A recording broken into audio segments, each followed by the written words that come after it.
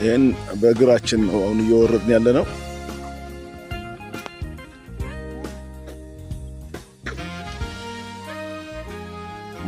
ሞተር ችሎ አይሄድም። ይሄንን ሞተሮች በገር ቆመዋል።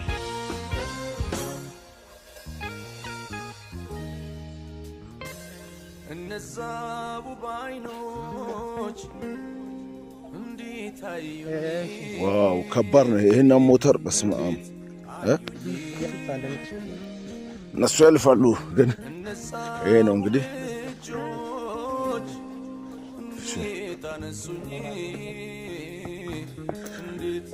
በዚህ መንገድ ነው እና እየወጣን ነው።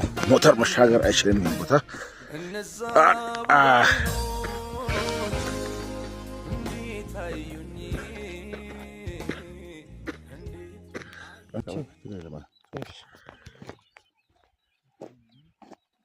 ይሄን ገደል ታያላችሁ። ወንጌል በገጠር ወይም በበረሃ ሲባል እንዲሁ ዝም ብሎ አይደለም፣ ዋጋ ያስከፍላል። ዋጋ ያስከፍላል።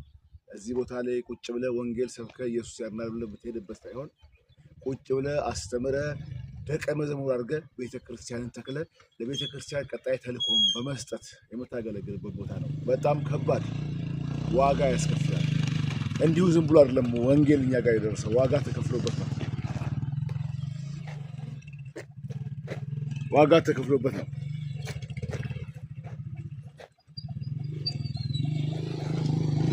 እንዲህ አይነት መንገዶች በመጓዝ በአንድ ሞተር ላይ አንድ ሰው አይደለም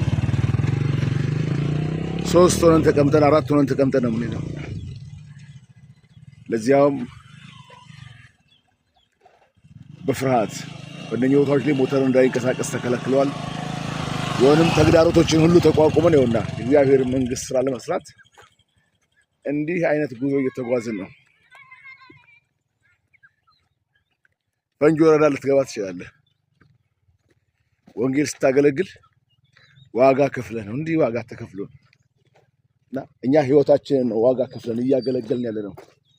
ህይወት ምንም አይደለም፣ ገንዘብ አይደለም፣ ህይወታችን ነው። ገንዘብ ሰርተህ ታመጣዋለህ ጤና ካለ። ይሄን አሸዋታ ያለ ሞተር ቤት ሆኖ እንደሚሄድ ሲንፈራፈር ህይወት ዋጋ ተከፍሎ ነው። ሽፍታ አለ፣ ዘራፊዎች አሉ።